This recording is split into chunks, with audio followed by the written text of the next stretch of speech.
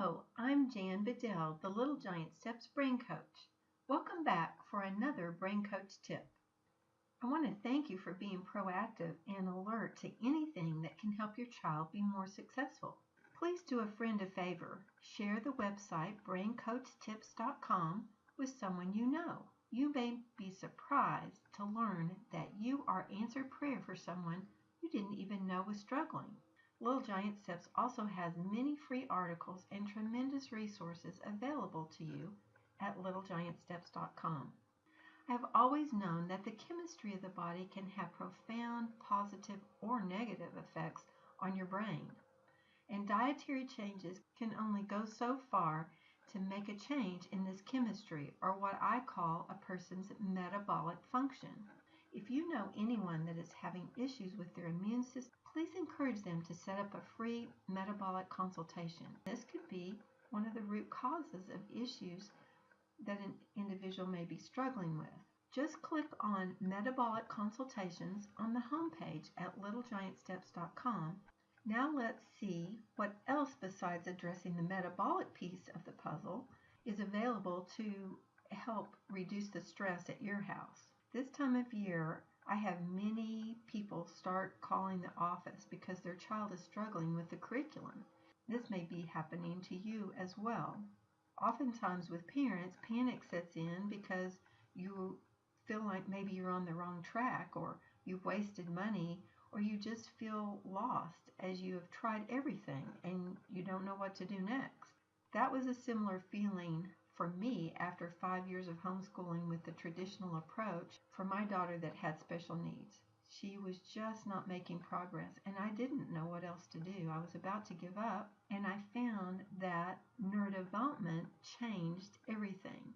She started making improvements. It was just amazing to me because I had worked so hard for 5 years, and this was a lot easier, but it was very different. It was hard for me to accept because I was traditionally trained. Some of what I'm going to say may be a struggle for you as well, as sometimes it's opposite to what you've been taught or you feel like is right to do. But just have an open mind because it really can make a difference. One of the areas that we're often taught is that children should do their work independently. That's what our culture believes, and they insist on the child doing their own work. Well, in my opinion, those blanks on that piece of paper is really a test. You don't think you're testing your child every day, but if you're sitting them down in front of something that has blanks, that really is a test. Nobody enjoys being tested all the time, and it causes stress. So a myth that we need to dispel today is that you're cheating if you do part of a lesson for a child. Let's look at how much stress it would take off of you if your child that thinks they stink at math gets you for 10 minutes to do every other problem for them. You do a problem, they do a problem. You do a problem, they do a problem. In the neurodevelopmental world, we call this input, which is totally important for their ability to output or their success. When you do this, your stress goes down. You don't have to be on them all the time to sit down and do it. And their stress goes down because they're not on the spot to conquer something they have a mental block about anyway. You might say, I don't have time to sit down with them for 10 minutes because I have all these other children and these other things I have to do as a homeschool mom. I understand what you're talking about, but I want to propose something. I think you would spend a lot less time in just sitting down and doing it with them instead of taking time to cajole them to do it. Or it probably is going to take twice as much time trying to correct what they did wrong. So let's just think about it differently. My encouragement is to give up that idea that they have to do it on their own. Let's take reading struggles, for instance. If a child is under pressure to perform, like in reading, and stumbles, and you spend all kinds of time trying to help them sound it out, then they're going to want to avoid reading because it's such a struggle. When they have struggles like this, you want to check their processing, because if you're using phonics, which I'm assuming that you are, it requires the ability to hold pieces together. So you want to check out the free test kit at the store at littlegiantsteps.com. Get the auditory processing and the visual processing one because those are both important, but auditory is extremely important in the use of phonics. It will tell you in there what's required for phonics and a way to get that skill up so that they can just hold those pieces together and get that word out. That'll take a lot of the stress off. In the meantime, just tell them the word. Better yet, read a passage, a paragraph, or a half a page, and they read the same thing that you just read. Now, oftentimes when I mention that to people, they say, well, aren't they just memorizing the word? Well, they are having frequent exposure to sight words, which is a really good thing because if you think about it, we're really sight readers.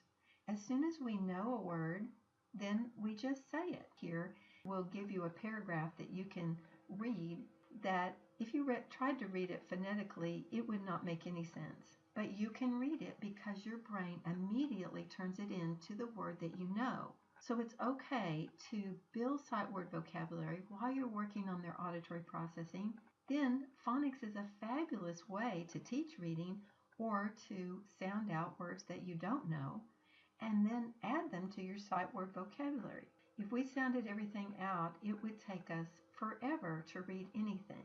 So again, this is another area that I've asked you to think differently. I seem to do that, go kind of against the grain, because many times what we're doing is just not working. Let's look at another stressor. This is our human tendency to compare one child with another. Remember, all of your children are different and they have different strengths. And this is really a good thing because it would be really boring if we were all the same, having the same abilities, same strengths, and same talents. So, again, you've got to raise your children up in the way that they should go. And this is like, what has God put in them to do? And what strengths are those in those areas? So don't compare one child to the other. Another stressor that can be easily avoided is feeling like you have to do every activity, fill in every blank, and read every word of your curriculum. As a curriculum designer myself, I can tell you that there is not any perfect curriculums. The curriculum author does not know your child. You are the expert on your children. That is what makes homeschool so wonderful. You can customize anything to suit their needs. Some curriculums go too fast for some children and too slow for others. That is the freedom I hope I bring to you today. Adjust the curriculum for your child. There's nothing magic about completing every little jot and tittle in a particular curriculum. If your child is strong in one area, skip parts of that curriculum and get to what they need next. If they're weak in an area, spend more time on that. Not making them do a bunch of stuff, but inputting what they need. Let's say fractions, for instance. If they're having trouble with fractions in the book, you might want to do some other things like cut paper into pieces, cut sandwiches, count money, so that they can see that fractions are a part of a whole. Also in the math curriculum, a real stressor is math facts.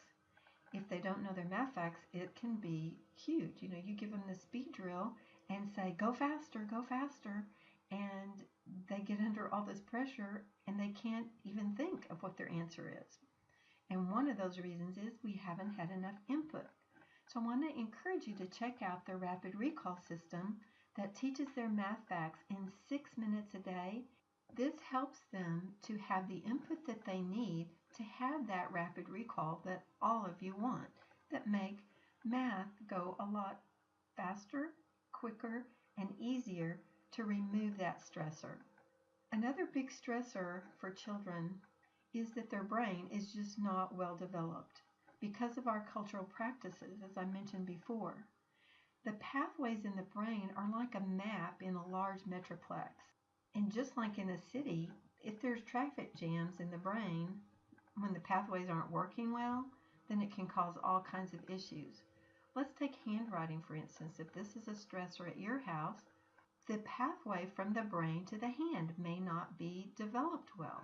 So there's things that you can do about that. I did a podcast on handwriting, so just look back at the different ones, and I'll give you those activities to do to help that brain work better. Because if your brain doesn't recognize your hand, it can't make it do those letters like it's supposed to. When the brain is working efficiently, it's like a computer hooked up to high-speed internet, where if the same computer is hooked up to dial-up connection, it's very inefficient. It's still the same smarts in the computer, but the connection isn't working well. This has no reflection on IQ or how smart a person is. It's just a matter of those brain connections. So I want to encourage you for brain organization at the lowest level. Look at the podcast number 26 and 27, Organizing Einstein. This will help you understand more about that. And then I talked about processing, which is that short-term memory. You get that kit at littlegiantsteps.com, and you can also listen to podcast number 4, The Best Kept Secret in Education. That will help you understand more about holding pieces together. That's important for following directions and staying on task and using phonics, all of those kinds of things. Just those efficient pathways. And then dominance, this is where the information is stored, having to do with long-term memory.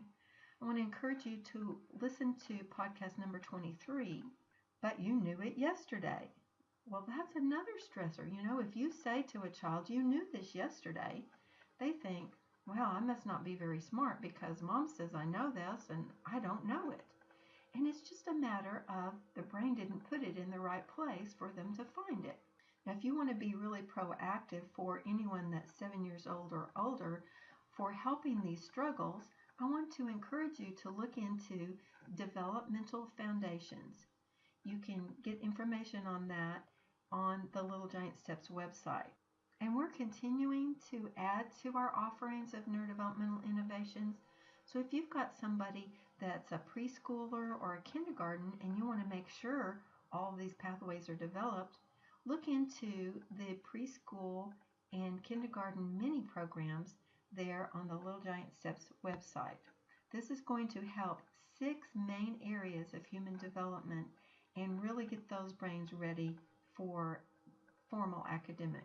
For both developmental foundations and these mini programs, we have what we call web training, where the information is on the website, where we give a demo where you can see somebody working with a child and explain how that's all happening and how you're supposed to do those activities.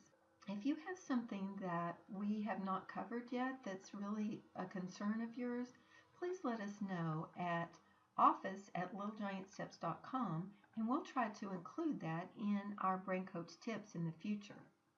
Just put Brain Coach topics in the subject line. Again, our time has gone fast. That's all the time I have for today. I hope that I have assisted you in your journey toward helping the stress come down on your children's academic performance day to day. If you make it a priority to use the tips that I've given you in this podcast and refer to those other podcasts to enhance your child's brain, your homeschool experience could be much less stressful and much more productive and pleasant for both of you. Remember to tell your friends about the free metabolic consults that are available. Go to metabolic consults on the homepage at littlegiantsteps.com and we'll get that started for you. You can also follow me on Pinterest for many ideas that align with the neurodevelopmental approach. I am Jan Bedell Brain Coach. That's BEDELL. Jan Bedell Brain Coach. We also have great question and answer opportunities on Facebook. Please stay tuned where you will receive more Brain Coach tips to make life and learning easier. In the meantime, please visit our sponsor, littlegiantsteps.com. They are dedicated to equipping you as parents so that your child can reach their full potential. Remember, neurodevelopment is a dynamic approach to life at any age. So think differently. The solution is not in the problem. Until next week, it's the Brain Coach signing off.